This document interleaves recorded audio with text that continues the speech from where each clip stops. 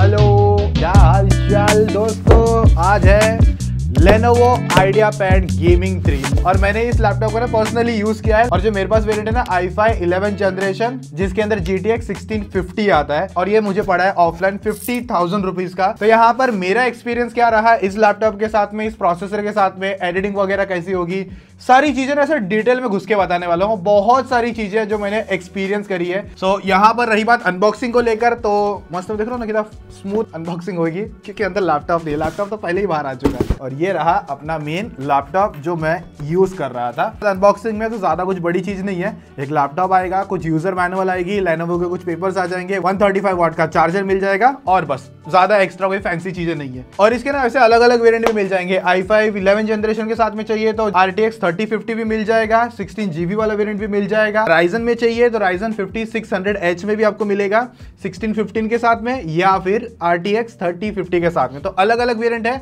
और सबकी अलग अलग प्राइसिंग है। तो ये किन के लिए यूज होएगा, खास करके कह सकते हो स्टूडेंट हो गए जिनको कोडिंग करनी है, ऑटोकैड वगैरह हो गया, और यहाँ पर एडिटिंग वगैरह करनी हो गई तो उसके लिए भी यहाँ पर हेल्पफुल रहेगा। फोटोशॉप वगैरह रह गया, वहां पर भी हेल्पफुल रहेगा। और गेमिंग वगैरह है 50,000 के हिसाब से ध्यान में रखोगे तो वहां पर भी हेल्पफुल रहेगा। तो चलो, यहाँ पर रही बात बैक फिनिश को लेकर, तो देख सकते हो अभी थोड़े से ग्लॉसी टच वगैरह आ रखे हैं, मतलब फिंगरप्रिंट स्मजेस वगैरह, और थोड़ा सा यहाँ पर हल्का सा कट डिजाइन कह सकते हो। बाकी रही बात वेंट्स की, तो एक यहाँ पर है और एक वेंट यहाँ पर है। बाकी रही बात ग्रिल्स वगैरह के अच्छे खासे पैटर्न है, मतलब जो बाहर से हवा अंदर जानी चाहिए ना, वो ठंडे करने के लिए वो आराम से जाती है। और जो एयर आउट वाला पार्ट भी है ना, थोड़ा सा यहाँ पर ये जो एरिया है ना, इस पर भी आपको देखने मिलेगा। बाकी मटेरियल के हिसाब से, ओवरऑल बिल्ड एंड क्वालिटी के हिसाब से भाई लैपटॉप अच्छा लगा है। प्लास्टिक की बिल्ड के साथ में आता है, बट अच्छी प्रीमियम क्वालिटी की मैं कह सकता हूँ। 2 किलो के आसपास तक का इसका वेट निकल कर आता है। और अगर आप इस भाई साहब को 1 फिंगर ओपन करने की कोशिश करोगे ना, तो ये बोलेगा कि नहीं बेटा, मैं थोड़ा सा साथ में आऊंगा। तो 1 फिंगर ऑपरेशन नहीं है। और हाँ, अगर आप लोग वीडियो अभी तक देख रहे हैं तो भाई लाइक कर देना वीडियो को, मस्त में खरीद के लेकर आया आप लोगों के लिए। और साथ में कमेंट भी कर देना, क्योंकि जो स्टार्ट के 200 कमेंट्स को भाई आपका मस्त में हार्ट देगा। बाकी ऊपर की भी यहाँ पर जो पूरी बिल्ड क्वालिटी है वो भी अच्छी निकल कर आती है। बैक साइड में फ्लैक्स वगैरह भी उतना कुछ ज्यादा लगा नहीं मुझे, और कीबोर्ड के इधर भी कोई ज्यादा ऐसा हैवी फ्लैक्स वगैरह नहीं है, वहां पर भी इसकी क्वालिटी अच्छी है। और जो स्पीकर ग्रिल है ना, वो नीचे की तरफ मिलती है, मतलब स्पीकर का आउटपुट आपको बॉटम फायर मिलेगा। बाकी रही बात पोर्ट्स के लेकर, तो यहाँ पर DC मिल जाता है, लैपटॉप को चार्ज करने के लिए एरिया है, RJ45 है, और वहीं दूसरी तरफ 2 USB के पोर्ट मिलते हैं। बाकी रही बात फ्रंट में बेजल्स देखोगे तो थोड़ा यहाँ पर है, यहाँ पर है, थोड़ा ये बड़ा एरिया बना दिया है। पावर बटन है, और जिसके एरो कीज है ना, उसकी जो साइज है ना, वो मुझे पर्सनली पसंद आई है। और जो ट्रैक पैड है ना, उसकी भी जो साइज है ना, वो भी अच्छी निकल कर आती है। बाकी देखो गेमिंग लैपटॉप है ना, तो यहाँ पर है ना आपको फिंगरप्रिंट स्कैनर वगैरह नहीं मिलता। बाकी इसकी जो मेन डिस्प्ले है ना, वो एनवीडिया के साथ में कनेक्टेड नहीं है।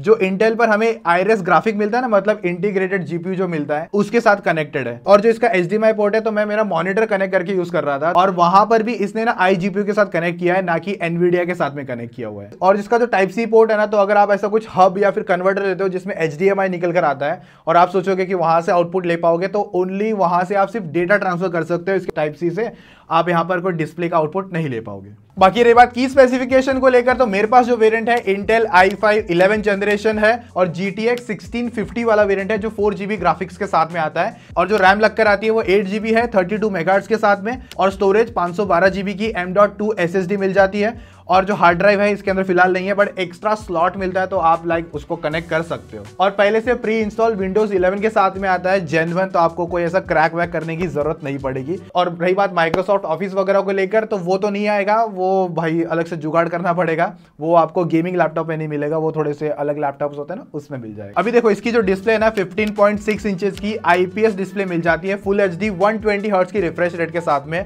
45% NTSC के साथ में आएगा। जैसे कि फोटोशॉप हो गया, या फिर मैगजीन डिजाइन करते हो जहां पर कलर एक्यूरेसी बहुत ज्यादा नीड होती है, इस लैपटॉप की स्क्रीन पर आप नहीं कर पाओगे, तो आपको अलग से एक एक्सटर्नल डिस्प्ले लेना पड़ेगा जिसकी sRGB 99-100% की हो, और उसके अंदर आप वो कलर ग्रेडिंग वाला काम कर सकते हो। जैसे कि मैं मेरा कर रहा था, एडिटिंग वाला जो पार्ट है ना, मैंने मेरा मॉनिटर इसके अंदर कनेक्ट किया था, और जो कलर एक्यूरेसी वाला पार्ट है फिर उसमें आता है। बाकी रही बात मल्टीमीडिया के हिसाब से, आप इसके अंदर अपना जो कंटेंट है देखना है वो मस्त में एंजॉय कर पाओगे, और व्यूइंग एंगल्स वगैरह भी सही निकल कर आती है। एंटी ग्लेयर पैनल है, तो जो रिफ्लेक्शन वगैरह है है, खुद की शक्ल ही मतलब ऐसा लैपटॉप पे देखने वाला जो पार्ट है वो नहीं होता है। तो उस हिसाब से डिस्प्ले में मतलब जिस प्राइस पर आता है ना, तो वहां पर मतलब नॉर्मली इसी तरीके के एवरेज डिस्प्ले मिल जाते हैं। बाकी इसके जो स्पीकर है लाइक वो नॉर्मल काम करते हैं, कोई ऐसा ज्यादा बूस्टेड नहीं है, पर अगर आप नॉर्मली कंटेंट देखना है, मल्टीमीडिया यूज करना है तो उस हिसाब से आपको सही लगेगा। बाकी कीबोर्ड है ना फुल साइज का आता है और ये RGB नहीं है, 2 बैकलाइट मिल जाती है। मतलब अभी पूरा टर्न ऑफ हो गया, एक चालू दूसरा चालू, मतलब लेवल बढ़ गया और टर्न ऑफ। लो लाइट में भी अच्छे खासी तरीके से कीबोर्ड दिख जाता है और जो ट्रैक पैड है ना उसकी भी क्वालिटी अच्छी निकल कर आती है। और जो एरो कीज है ना पर्सनली मुझे ज्यादा अच्छी लगी है लेनोवो के लैपटॉप में।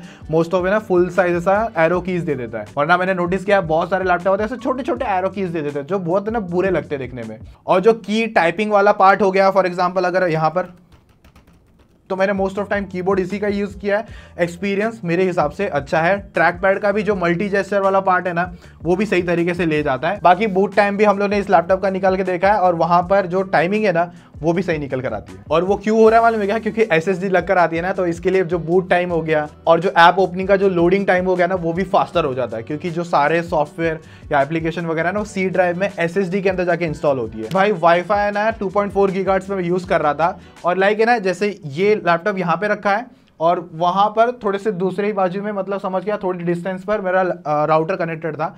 और मोस्ट ऑफ टाइम क्या होता है, मैंने बहुत टाइम मतलब ऐसा ना चिल्ला रहा था कि भाई मेरा वाईफाई क्यों चला गया, वाईफाई क्यों चला गया। तो इसमें ना बहुत बार 2.4 गीगाहर्ट्ज के वाईफाई पे ना डिस्कनेक्ट होता रहता है और बाकी 5 गीगाहर्ट्ज पे कर रहा था तो वहां पर तो ठीक था। और जो ब्लूटूथ 5.0 है ना, तो मैंने ना हेडफोन लगा रहा था ब्लूटूथ वाले, सोनी के हेडफोन जो आते हैं, बहुत बार है ना ऑटोमेटिक डिस्कनेक्ट हो रहे थे इस भाई साहब के साथ में। फिर मैंने सोचा कि हेडफोन में कुछ इशू ना हो गया रहेगा, तो मैंने कोई दूसरे ईयरफोन ट्राई करे नॉर्मल बजट वाले, वो भी ब्लूटूथ थे और उसके अंदर भी सेम सिचुएशन यही हुई कि बार बार ना डिस्कनेक्ट हो रहा था। तो इसके वाईफाई में और ब्लूटूथ में मुझे थोड़े से तो बग लगे, बाकी अपडेट के थ्रू शायद से और सॉल्व हो जाएंगे मे बी।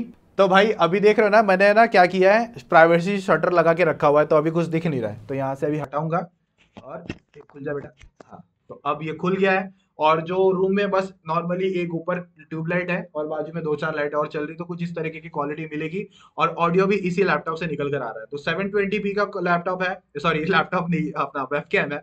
तो इतना समझ के चलो आपकी जो मीटिंग हो गई ऑफिस वगैरह की जो, या फिर आपकी क्लासेस की मीटिंग, जो भी आप मीटिंग करते हो, स्काइप कॉल वगैरह करते हो, तो इस तरीके से कुछ क्वालिटी आ रही है। या फिर गेमिंग करना चाहते हो और साइड में छोटा सा आपका ना ऐसा गेम प्ले लगाना चाहते हो ना, मतलब फेस कैम लगाते हैं ना अपन साइड में कॉर्नर पे, तो वो कुछ इस तरीके से आप लगा पाओगे। और जो वेब कैमरा ना मोस्ट ऑफ गेमिंग लैपटॉप वगैरह में इसी तरीके की क्वालिटी देते हैं, तो ज्यादा कंपैरिजन करने जैसा कुछ है नहीं इसमें। तो अपग्रेड्स वगैरह इसके अंदर क्या कर सकते हो, तो एक 8 GB की रैम लगकर आती है 32 मेगाहर्ट्ज वाली और एक स्लॉट खाली है, तो आप उसमें एक और रैम लगा सकते हो।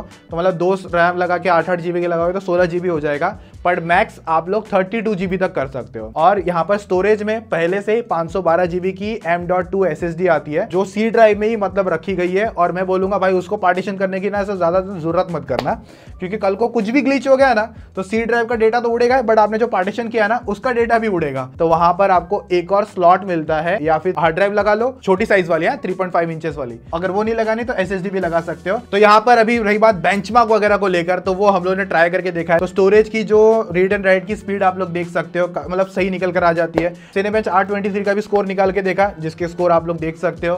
फिर 3D Mark TimeSpy का स्कोर आप लोग देख पाओगे। Geekbench 5 हो गया। तो ये टेस्ट वगैरह करें, तो अभी इतना समझ के चलो इस टेस्ट का मैं करूँ क्या भाई, इसका मतलब कर क्या लोगे। तो इतना मैं बोल रहा हूँ कि अगर आपको ऐसा कोई चल रहा है ना कि जैसे कि ये 50,000 में एक लैपटॉप आता है, 60,000 में आपने कोई दूसरा एक और लैपटॉप देख रखा है, ठीक है, तो अभी आपको पावर देखनी है कि कैलकुलेट करना है कि इसकी पावर और उस लैपटॉप की पावर में कितना डिफरेंस है। तो आप लोग है ना ऐसे Geekbench 5 की स्कोर को ऐसा भिड़ा सकते हो, और जो दूसरे Cinebench R23 वगैरह के टेस्ट करें ना तो उनके स्कोर को ना मैच करके देख सकते हो किसका ज्यादा है। बाकी देखो ये Lenovo का ना ऐसा वेंटेज सॉफ्टवेयर आता है, तो इसके अंदर ऐसा ना CPU कितना क्लॉक वगैरह पे चल रहा है, SSD कितना खाली है, और यहाँ पर आपको अलग मोड मिल जाते हैं, थर्मल मोड वगैरह। तो इस पे आप जाओगे ना तो परफॉर्मेंस, बैलेंस और क्वाइट, अभी लैपटॉप बैटरी से निकला हुआ है ना, मतलब चार्जिंग पे नहीं है, तो ये बैलेंस पे गया हुआ है, वरना मैंने परफॉर्मेंस मोड पे इस भाई साहब को यूज़ किया। फिर उसके बाद में नेटवर्क बूस्ट हो गया, उसको मैंने करके रखा है ऑन। टच पैड वगैरह बंद करना है तो यहीं से ही कर सकते हो। बाकी अदर और ऑप्शन दे रखे हैं। तो अगर आप यहाँ पर पावर पे जाओगे ना तो यहाँ पर आपको अलग अलग मोड मिलते हैं बैटरी के रिलेटेड। तो यहाँ पर रैपिड चार्जिंग मिल जाती है। तो रैपिड चार्जिंग क्या हो गया कि 50% चार्ज कर देगा आपके लैपटॉप को इन 30 मिनट्स। तो वो मैंने कभी बंद रखा है कभी चालू रखा है, तो मैं तो बोलूँगा शायद से बंद रखोगे तो ज़्यादा बेटर है अगर पूरा दिन यूज़ कर रहे हो तो। फिर उसके बाद में यहाँ पर कंजर्वेशन मोड मिल जाता है। तो कंजर्वेशन मोड में बेसिकली क्या होता है कि आपकी जो लैपटॉप की बैटरी का जो हेल्थ है ना थोड़ा सा ज़्यादा चले, उस हिसाब से बैटरी को कम चार्ज करेगा, और मतलब प्लग्ड इन जब आप रखते हो उस हिसाब से। और एक और मोड मिलता है 9 माइक करके, तो इसके अंदर जैसे ही आप जाओगे ना तो ये होता क्या है कि ये थोड़ा सा ना मोड वगैरह ऑन करता है। जैसे कि मैंने ना इस पे स्पीकर लगाया था एक्सटर्नल, जिसमें ना आपको म्यूजिक, मूवी, कम्युनिकेशन, गेमिंग और स्मार्ट मोड वगैरह मिल जाता है। तो मैं पहले ही बोल दूं 8 GB वाला वेरिएंट अगर ले लोगे ना, वीडियो एडिटिंग करने का सोचोगे तो पछताओगे, कभी कभी ऐसा फील होगा आपको। मेरी जो एडिटिंग है ना, जैसे आप वीडियो देख रहे हो, मैं एक वीडियो का लिंक आपको दे दूंगा, बैटमैन एडिशन, वो एडिटिंग हम लोग ने इस पर करी थी। तो मैंने क्या किया, एडिटिंग वगैरह मैं उसमें कर रहा था, मल्टीपल लेयर्स थी, मतलब 4 से 5 लेयर आप कह सकते हो। 3 कैमरा एंगल हो गए, और फिर बाद में एक कलर ग्रेडिंग का लेयर हो गया, फिर कुछ टेक्सटिंग के लेयर्स हो गए, फिर साउंड के लेयर हो गए, SFX के लेयर्स हो गई, बैकग्राउंड म्यूजिक की लेयर हो गई। मतलब एक अच्छी यूट्यूब वीडियो जैसे आपको बनानी है ना, या उस हिसाब से अगर समझोगे ना कि जो पूरी प्लेबैक है ना हाई क्वालिटी में, जो प्रीमियर यूज करते हैं उनको पता होगा, तो वहां पर फुल प्लेबैक क्वालिटी में आपको प्रीव्यू करवा देगा। लेकिन थोड़ा थोड़ा अटकेगा, ऐसा नहीं कि पूरा स्मूथली मक्खन चल जाएगा, थोड़ा सा फील करवाएगा कि अब आपको कंट्रोल सेव करना है, और उसके बाद में फिर वो स्मूथली चलता है। जब आप एडिटिंग कर रहे हो तो साइड में आपने गूगल क्रोम खोल दिया ना, तो तब थोड़ा इसका ना रोना चालू हो जाएगा, क्योंकि गूगल क्रोम जैसे ही ऑन करोगे ना तो ऐसा ग्राफ रैम वाला पार्ट है ना पूरा ऊपर चला जाता है, और पूरी रैम यूज होना चालू हो जाती है। तो क्रोम भी ज्यादा फास्टर नहीं चलता, और फिर एडिटिंग पर आओगे तो वो भी थोड़ी बहुत है ना लैग करने लगेगी। तो फोटोशॉप आपका इसमें मक्खन चल जाएगा, ज्यादा कोई ऐसा टेंशन नहीं होगा, मैं आपको बोलूंगा। पर है ना जितनी लैपटॉप की थर्मल और इंटरनल क्लीनिंग अच्छी रहेगी ना, उस हिसाब से ये चलता रहेगा। आज से 6 महीने बाद में या 4 महीने बाद में डर्ट वगैरह जो घर में उड़ती रहती है, तो वो इसके अंदर जाएगी, बैठेगी, तो थोड़ा थर्मल में भी अलग से काम होना चालू हो जाएगा, तो तब की परफॉर्मेंस अलग हो जाएगी। तो आप अपना लैपटॉप कितना अच्छी तरीके से मेंटेन कर रहे हैं वो बहुत बड़ी बात है। कह सकता हूँ कि बिगिनर यूट्यूबर हो या फिर क्रिएटर हो, कंटेंट बनाना चाहते हो, तो आपका काम स्मूथली हो जाएगा इस लैपटॉप के अंदर। 50,000 रुपीज़ के प्राइस के हिसाब से देखोगे तो फिर आगे जितना आगे स्पेंड करते जाओगे तो आपको एडिटिंग और थोड़ी सी स्मूथ मिलती रहेगी। और कोडिंग के अंदर जो आपके सॉफ्टवेयर आते हैं ना, PHP कोडिंग, जावा कोडिंग के लिए, बेसिकली स्टूडेंट भी हो ना, या फिर कहीं जॉब भी कर रहे हो ना, या फिर आपको अपने कंपनीज में मतलब अगर इस लैपटॉप को रखना है 50,000 का जो प्राइस ब्रैकेट है उस हिसाब से, तो आप इनको आराम से रख पाओगे। तो मैं जो प्रीमियर प्रो पे एडिटिंग कर रहा था ना, तो देखो वो था 12 मिनट का पूरा टाइमलाइन, 1080p 30 fps की वो वीडियो थी। 23 मिनट लग गए उस पूरी वीडियो को रेंडर होने में। और जब मैं रेंडरिंग कर रहा था तो भाई मस्त में इसका लैपटॉप ऐसा फैन वैन मस्त में चलने चालू हो जाता है ना। और इसके पहले एडिटिंग कर रहा था 1 घंटे से, तो लैपटॉप के ऊपर थोड़ी सी ठंडक वंडक छोड़ के वो गर्माहट जब आती है ना, तो आप लोग देख सकते हो कि कौन सा एरिया जो रेड आपको दिख रहा है ना, तो वहां पर मस्त में गरम हो गया था। ये वाले वेंट्स थे ना, तो यहाँ से एयर थ्रो करता है ना बाहर, तो यहाँ पर भी आपको थोड़ी बहुत हल्की हीटिंग भी देखने मिलेगी। कि इतना ओवर हीट जितना पार्ट तो नहीं हुआ, क्योंकि मैंने जैसे कहा मैं कूलिंग पैड के अंदर यूज कर रहा था उसे। अभी बात आती है गेमिंग को लेकर, तो यहाँ पर हम लोगों ने GTA 5 खेल के देखा, जिसके FPS वगैरह आप लोग देख सकते हो, सेटिंग्स देख सकते हो कि हम लोग ने क्या सब मस्त में रख दिया था। और साथ में COD, वॉरजोन, वैलोरेंट, ये सारे हम लोग ने गेम प्ले करके देखे। और एवरेज FPS, ग्राफिक सेटिंग्स क्या थी, कौन सा प्रीसेट हम लोग यूज कर रहे थे और कितने FPS वहां पर आ रहे थे, वो आप आराम से देख सकते हो। और गेमिंग करते टाइम इतना समझ लो, इसमें ना थ्रॉटलिंग वाला इशू उतना नहीं आ रहा था, और 80 टेम्परेचर उतना मतलब ओवर हीटिंग की तरफ भी नहीं जा रहा था। टेम्परेचर भी एक सही तरीके से बैठे हुए थे इस भाई साहब पे। और ऑफ कोर्स एकदम अगर आप हाई प्रीसेट वगैरह पे खेलोगे तब तो भाई बोलोगे ना, फिर लैपटॉप थोड़ा हीट होगा हल्का फुल्का। लेकिन अगर आप नॉर्मल 1080p की सेटिंग करके रखे हो और वी-सिंक वगैरह आपने ऑफ रखी है, मैंने तो सारी टेस्टिंग में वी-सिंक ऑफ रखी थी, उस हिसाब से आपको गेम प्ले सही मिल जाता है। और एक बात है, जैसे कि आप वैलोरेंट जैसा कोई गेम खेलना चाहते हो, तो वो कैसा थोड़ा सा FPS वाला गेम हो जाता है ना, तो वहां पर आपको मस्त में स्मूथनेस मिलनी चाहिए। इसका जो स्क्रीन है 120 हर्ट्ज के साथ में आता है, तो जो एक्सपीरियंस है ना वो आपको 120 हर्ट्ज वाला स्मूथ की तरह से मस्त में देखने मिलता है, और रियल टाइम पे आपको ज्यादा अच्छा लगेगा। पर ऐसा है कि वैलोरेंट में हमें थोड़े ज्यादा FPS मिल रहे थे, तो 120 हर्ट्ज वाले तो FPS के मजे ले पा रहे थे, पर उसके ऊपर समझ लो 150 भी टच हो गया ना, तो वो 30 FPS का मजा है ना वो थोड़ा सा गायब हो जाता है। हाँ, बाकी जो स्टोरी टेलिंग जैसे गेम होते हैं जिसमें 60 हर्ट्ज भी बहुत होता है, तो उस हिसाब से तो मतलब सही है। बाकी बैटरी 45 वॉट आवर्स की मिल जाती है, 135 वॉट का चार्जर है। मैंने इसकी चार्जिंग को केबल को निकाल दिया, और इसका जो कूलिंग पैड है ना वो भी निकाल दिया था। और मैं मेरा नॉर्मल ब्राउजिंग कर रहा था और थोड़ा बहुत यूट्यूब पे गाने चला रहा था, कंटेंट देख रहा था, बस इतना ही कुछ कर रहा था। कोई एडिटिंग वगैरह कुछ हैवी टास्क नहीं कर रहा था। और उसमें ही ना बस इसने मुझे जो बैटरी बैकअप दिया ना वो 4-4.5 घंटे का था, जो कि एक नॉर्मली मैं कह सकता हूँ कोई ज़्यादा बड़े बैटरी बैकअप आपको नहीं मिल रहा है। और अगर आप इस पर सिर्फ गेमिंग कर रहे हो तब के टाइम पे जब मतलब चार्जर नहीं है तो भाई समझ के चलो 1 से 1.5 घंटे तक का बैकअप है।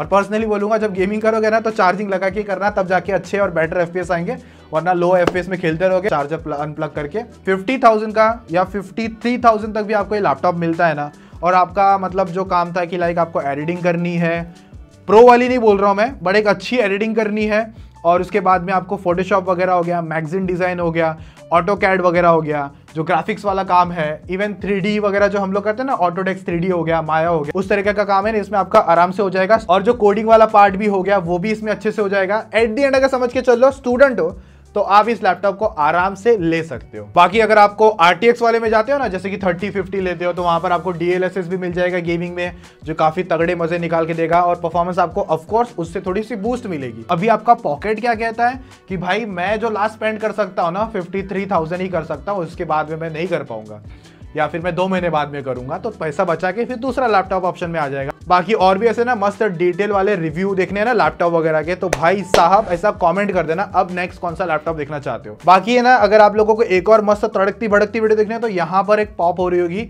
बाकी हम लोग मिलेंगे ऐसे और भी इंटरेस्टिंग तड़कते भड़कते वीडियो में, तो अभी के लिए take care, tata, bye bye, जय हिंद।